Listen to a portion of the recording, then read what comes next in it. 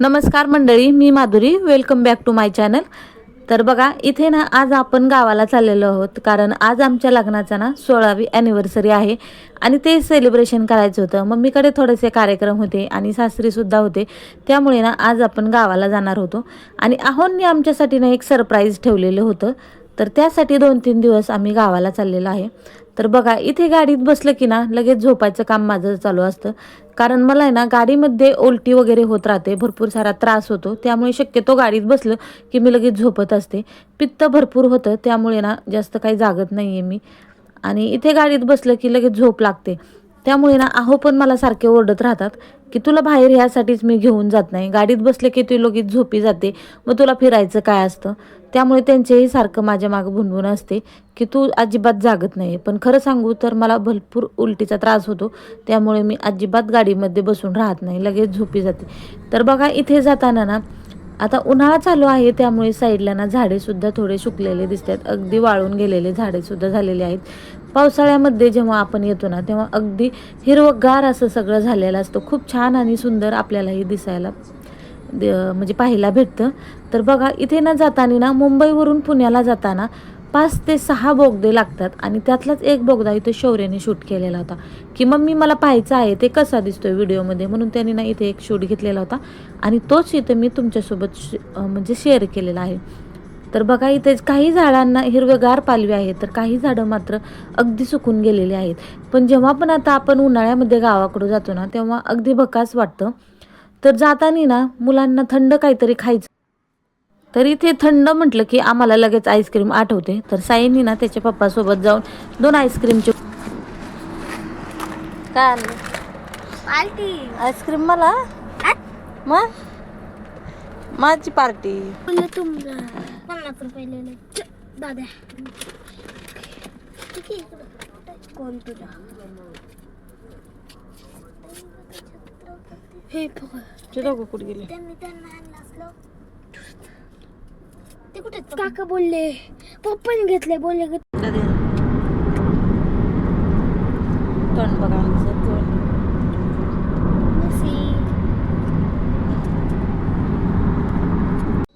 तर बघा, साईने असं नाका तोंडाला सगळीकडे लावून घेतलेलं होतं आणि आईस्क्रीम खायचं काम चालू होतं. तर नाकाला लावताना बोलत होता की ही माझी मिशी आहे.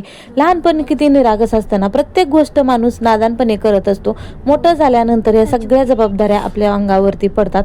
त्यामुळे परत एकदा असं वाटतं की लहानपण असलेलं बरं असतं. पण ही प्रत्येक गोष्ट आयुष्यामध्ये एकदाच येते, डबल वेळ येत नाही. कधीच कोणाची वेळ कधी पलटेल काही सांगू शकत नाही. त्यामुळे आहे तो क्षण आपण एन्जॉय करायचा, एवढंच आपल्या हातामध्ये आहे. तर बघा, हा रस्ता ना आर्मी कॅम्पातून पुढे जातो. तर इथे आहोंनी आमच्यासाठी एक सरप्राईज ठेवलेलं होतं आणि हे सरप्राईज मी इथे तुम्हाला सांगणार होते की इथं आहोंनी पुण्यामध्ये ना एक फ्लॅट बुक केलेला होता आणि ॲनिव्हर्सरी गिफ्ट म्हणून ते आम्हाला इथे दाखवण्यासाठी आलेले होते. तर त्यांचं हे सरप्राईज पाहून खूप छान वाटलं. तिथून पुढे गेल्यानंतर मुलांना खूप भूक लागलेली होती, त्यामुळे थोडंसं पुण्याच्या बाहेर पडल्यानंतर आपण नाश्ता करू असं आमचं चालू होतं.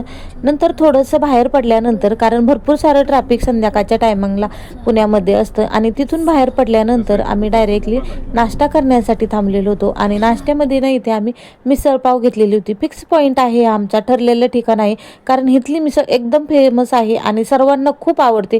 दही, लिंबू, कांदा आणि हे सगळं बघा तुम्ही, उसळ वगैरे खूप छान अशी इथे मिसळ भेटते. लागूनच असलेल्या एका CNG पंपावरती आम्ही CNG भरण्यासाठी थांबलेलो होतो.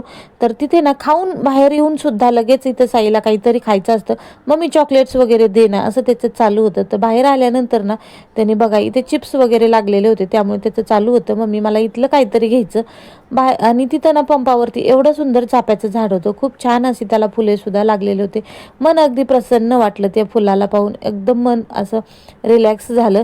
तर पुढे ना इथं साईने थोडेसे चिंगम घेतले त्यातले, त्याला काही ना काही बाहेर जाऊन लगेच खायचं असतं, कितीही नाही म्हटलं खायला तरीही त्याचं ते चालूच असतं. आणि बघा इथे चिंगम वगैरे घेतले, नंतर पुढे गेलो आणि जाताना ना आम्हाला ॲनिव्हर्सरी सेलिब्रेशन करायचं होतं. वातावरण तर खरंच खूप सुंदर झालेलं होतं, कारण आभाळ आलेलं होतं, मस्त गार हवा सुटलेली होती, त्यामुळे अगदी छान असं वातावरण आपल्या इथे पाहायला भेटत होतं. रिलॅक्स वाटलं थोडंसं, कारण सिटीमध्ये हे मोकळं हवा आपल्याला जास्त पाहायला भेटत नाही, त्यामुळे गावाकडे गेलं की मन अगदी प्रसन्न होतं. तर पुढे गेल्यानंतर ना आम्हाला इथे केक घ्यायचा होता, कारण मम्मीचं जाताना फोन आलेला होता की तुम्ही केक घेऊन या, आपण ॲनिव्हर्सरी सेलिब्रेशन हॉटेलमध्येच करूया. असं तर काही प्लॅनिंग आम्ही केलेलं नव्हतं.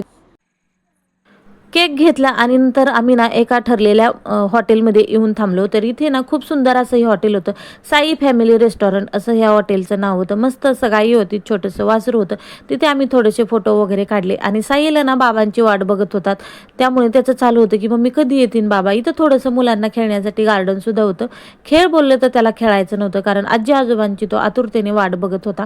थोड्या वेळानंतर आम्ही आतमध्ये जाऊन बसलो. तोपर्यंत आहोंचं ना मेनू कार्ड बघायचं काम चालू होतं, कारण त्यांचं चालू होतं की मी तोपर्यंत मेनू डिसाईड करतो, काय सांगायचं काय नाही ते मला सांगून ठेवा, असं त्यांचं चालू होतं. कारण हॉटेलमध्ये गेलं की मुलांची फरमाईश शक्यतो जास्त प्रमाणात चालते. मुलांना जे आवडेल तेच आपण घेत असतो. तोपर्यंत ना इथे गावावरून मम्मी पप्पा आणि सासू सासरे सुद्धा आलेले होते. तर मम्मीने ना येताना म्हणजे ताट सुद्धा आणलेलं होतं की औक्षण करूनच आपण केक कापायचा.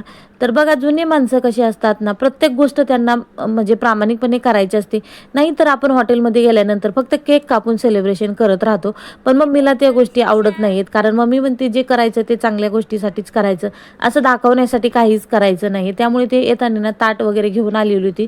दोघींनी मिळून आम्हाला छान ओवाळलं आणि इथे ना आमचं ॲनिव्हर्सरी सेलिब्रेशन चालू होतं.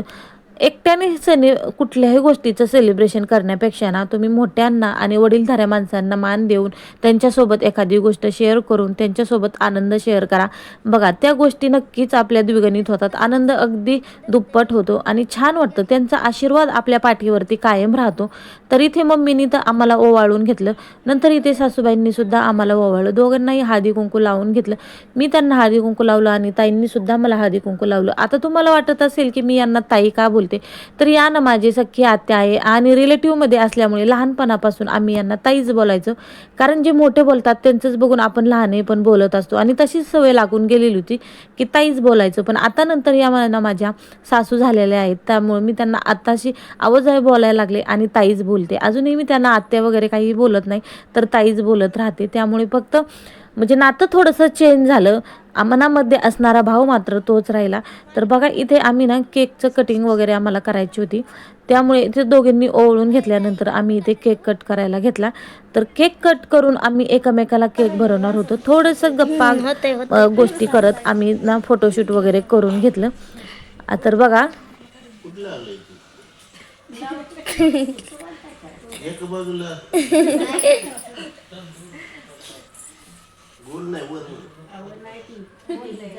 फोटो चांगला निघत, थोडा तांदूळ लावा.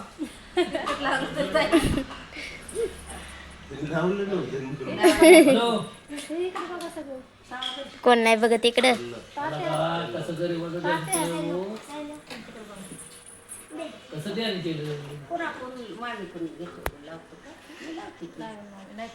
लक्षच नाही. हॅपी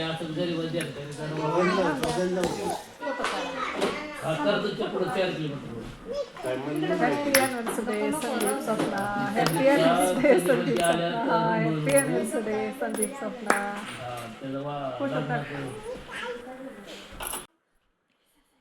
इथे ना केक कट करून शौर्यच्या पप्पांना मी आधी केक भरवला, नंतर त्यांनी मला केक भरवला. अशा पद्धतीने आपलं छोटंसं सेलिब्रेशन इथे झालेलं होतं. तर तुमचंही सेलिब्रेशन असंच असतं का? कमेंट्समध्ये मला नक्की सांगा. आणि दरवेळेस तर हॉटेलमध्ये आपण जाऊन एन्जॉय करतच असतो, पण यावेळेस ना मी सासू सासऱ्यांना आणि मम्मी पप्पांना सुद्धा सोबत घेतलेलं होतं, कारण आम्ही सर्वांनी मिळून हा ॲनिव्हर्सरी सेलिब्रेशन केलेलं होतं. त्यामुळे या गोष्टी माझ्या नक्कीच आठवणीत राहतील. आपण तर शक्यतो बाहेर जाऊन या गोष्टी करतच असतो, पण या लोकांना सुद्धा थोडासा घराबाहेर जाऊन या गोष्टींचा आनंद मिळावा म्हणून हे सेलिब्रेशन आपण आज या ठिकाणी केलेलं होतं. तर तुम्हाला हे सेलिब्रेशन कसं वाटलं कमेंट्समध्ये मला नक्की सांगा.